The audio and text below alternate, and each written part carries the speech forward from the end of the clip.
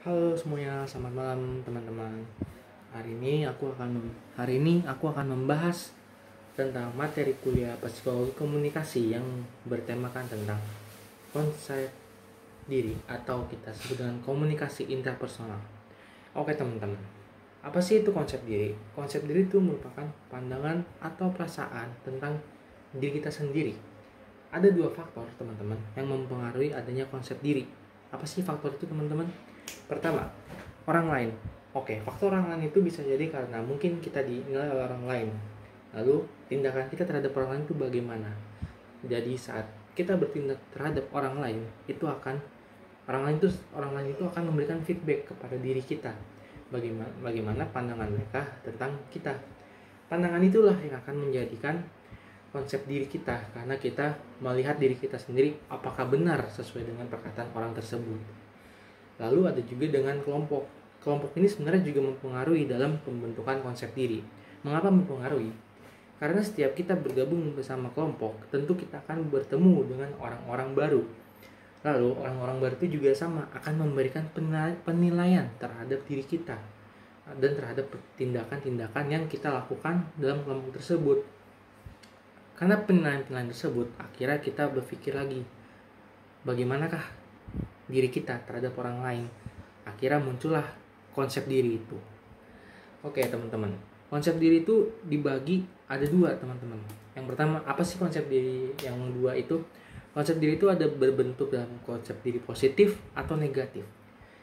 Lalu apa sih negatif dan positif? Oke teman-teman, aku akan membantu teman-teman untuk mengetahui apa sih konsep diri positif dan negatif. Pertama, konsep positif. Konsep positif merupakan konsep kita membentuk diri kita sendiri untuk memiliki pemikiran positif. Yang maksudnya positif itu kita selalu mempunyai pandangan bagus terhadap diri kita. Contohnya teman-teman, saat kita akan terjun di salah satu bidang yang kita belum bisa, kita memiliki konsep. Kita mengkonsepkan diri kita untuk selalu berpikiran positif bahwa kita akan selalu bisa untuk mengerjakan itu. Sehingga konsep diri yang positif itu akan menimbulkan semangat yang baru untuk seseorang tidak takut dalam menghadapi salah satu pekerjaan atau suatu hal yang tidak biasa bagi dirinya. Adanya konsep diri positif itu juga akan mengundang reaksi dari orang lain. Reaksi pun tentu reaksi positif, karena orang akan memandang bahwa diri kita itu selalu memiliki semangat, pandangan yang positif, lalu tidak takut akan hal yang baru dan mau mencoba. Itu akan membuat orang-orang berpandangan baik terhadap kita. Lalu apa sih teman-teman konsep negatif? Nah, konsep negatif itu adalah salah satu bentuk konsep diri kita yang kita sudah berpikiran jelek terhadap diri kita sendiri. Contohnya, saat kita dikasih salah satu tugas, kita akan merasa kita tuh nggak bisa, padahal kita tuh sebenarnya bisa. Cuman kita tuh kayak sudah mendoktrin diri kita tuh, udah lu jangan lakuin itu, kita nggak bisa. Nah, itulah konsep diri yang dimana konsep diri negatif tersebut akan mengakibatkan pandangan jelek dari orang lain terhadap diri kita. Ada konsep negatif, orang lain akan menilai bahwa kita tidak mampu dan hanya di situ-situ aja dan tidak mau berani keluar dari zona nyaman kita. Oke teman-teman, lalu ada juga nih salah satu apa sih yang kita harus salah satu pengaruh dari konsep-konsep tersebut. Oke, pengaruh konsep positif. Yang pertama, orang-orang akan senang terhadap diri kita karena kita selalu bersemangat dan mau mencoba hal yang baru.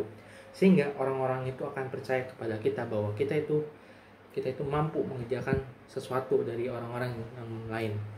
Lalu, kita juga dapat memotivasi orang-orang untuk selalu menguatkan dirinya bahwa mereka itu bisa untuk melakukan sesuatu.